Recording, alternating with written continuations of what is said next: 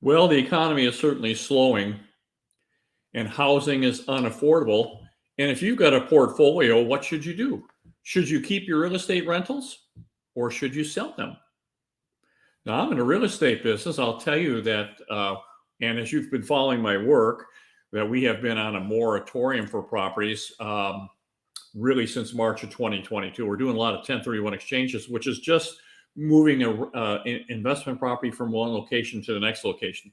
A lot of people coming out of Seattle, Los Angeles, Portland, Chicago, and moving to Florida, Texas, and Arizona. We're getting an awful lot of people here in Arizona. And of course, that's a 1031 exchange. That's seasoned money. It's not new capital. But my advice has been to not be putting any new capital in since March of 2022 because prices have come down about 10%. You put 20% down, 50% of your money's gone. Well, that's not what we're in business to do. We're in business to make money. But I'm in business to advise and to advise what's appropriate for my clients. So this is the narrative. Do we have a bad economy coming? I think so. I think we've got a slowdown coming pretty radically right now. So what should you do? So here's what my wife and I decided. Now, for us, my business, again, is very economically sensitive. My income goes up and down. We bought a rental portfolio, so we had a consistent monthly income that came in month after month after month. Now, we hit the great financial crisis. People were out of work, losing jobs. Prices were coming down on properties. It was a scary time. But rents came in month after month after month. Even though people lost their jobs, they still managed to pay their rent. And yes, we had a little bit of discount. We had to reduce our rents, maybe 5%. But vacancy factor virtually went away. Management problems just went away. Maintenance virtually went away because nobody wanted to be a maintenance or management problem. And eventually taxes and insurance came down. So these all mitigated our costs. So that was the right decision for us, was to hold the properties and continue to enjoy that cash flow. Let me go to my next slide. There's a couple other mitigating circumstances as well. We have a housing shortage. Now, we've been talking about the fact that there are builders have 1.7 million homes under construction. Only 10% of them are pre-sold. We also have 9 million vacant homes around the country. What we have is homes in the wrong places. So here in Phoenix, we have an inpouring of migration. People are just pouring in here, and we don't have enough homes. We're hearing estimates of 200 to 250,000 units short. People are doubling up, tripling up, staying at home with mom and dad. They're not going out and doing family formations because there's not affordable housing. And it continues to do that. It looks like that's probably going to be the case. Now, when we talk about Fannie Mae, they're thinking we got 7.3 million housing units short right now. We also have a crisis at the borders of the United States with people from all over the world pouring into the United States. Now, not to make a political comment on this, but all these people are going to need a place to live. So if we let 5 million people in, 3 people to a household, that means we're going to need probably another 1.5 million to 2 million homes on top of what we're short already. And they need affordable housing. Now, here in Phoenix, Arizona, for you to purchase a home, you're looking at about a $3,000, $3,100, $3,200 a month average rental house payment for yourself, where the average rent is about $2,100. So renting is so much more affordable than buying right now, and it puts pressure on our rentals. Let me go to my next slide. Let's just talk about some of the other advantages that we have here. So in Canada, and I have Canadian investors, in Canada, there's a shortage as well. It's almost as acute as ours. And what's happening is it's putting so much demand pressure on housing that the Canadian rentals have gone up to $3 a square foot. Now here in Phoenix, we're like about $1.20 to $1.30, $1.40 a square foot. So if we went to $3, you'd be doubling our rent, which would make our rentals just a fabulous investment. They'd just be off the charts. If we got a 20 or 30% increase, it would just be incredible. But that's because there's huge demand. Now there's demand, but housing is unaffordable. So people are going to go where it's affordable. So and we have the largest amount of apartment units coming to market ever. So 792,000 units are being completed this year in the United States. Most of those are A's.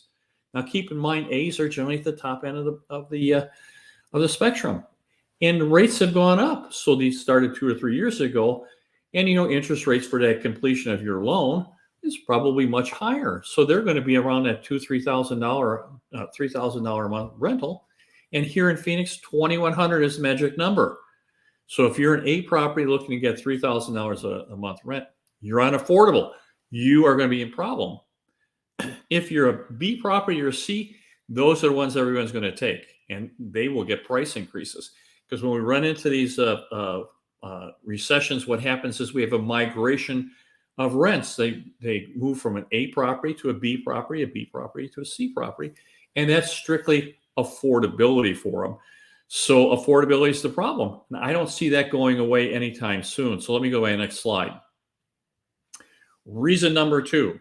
And let's say, if you like our videos, please give me a thumbs up and subscribe. The algos at YouTube just love that. We're not going to send you anything or do anything for you. It really helps our marketing a lot. We like bringing you this information because here we are talking about tax shelter. We're all taxed to death, but as an investor, we get depreciation. So you can depreciate the entire cost of the structure over 27 years. So if you bought a property for $400,000, I typically think that the lot is maybe worth 15%, which means that about $360,000, $340,000, you could deduct over 27 and a half years. Now, if you had 10 properties, that's like $12,000, $13,000 a year. You get $130,000 to $150,000 in deductions.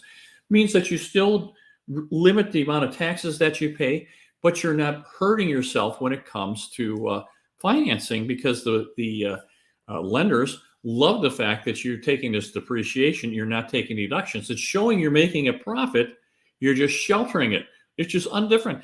I have lots of people come to me and say, I don't pay any taxes because I deduct everything, and it shows that I took a loss, and I'm not paying any Social Security. But you know what? If you go to get a loan and you're not making any money on your taxes, they're not going to give you a loan. They're not going to give a loan to someone who's not earning any money. And when you get to be my age, if you haven't paid into Social Security, you don't get paid either. So there's better ways to do this. So please talk to us. If you want to talk to us, please do it. One of the other benefits that we get in real estate rentals is that, in 2017, there was a tax act called the 20% tax pass-through. So we get a deduction of up to 20% of your rental income gets deducted off your taxes. So if you had $150,000 in rental income, you get to take 30 grand off. Your CPA can help you with that. What a great thing. Let me go to my next one. This will be number 3. Now, homes have appreciated for over 60 years, and they're going to continue doing that because we're looking at track inflation. Inflation is not going to go away, and we have pressure on housing.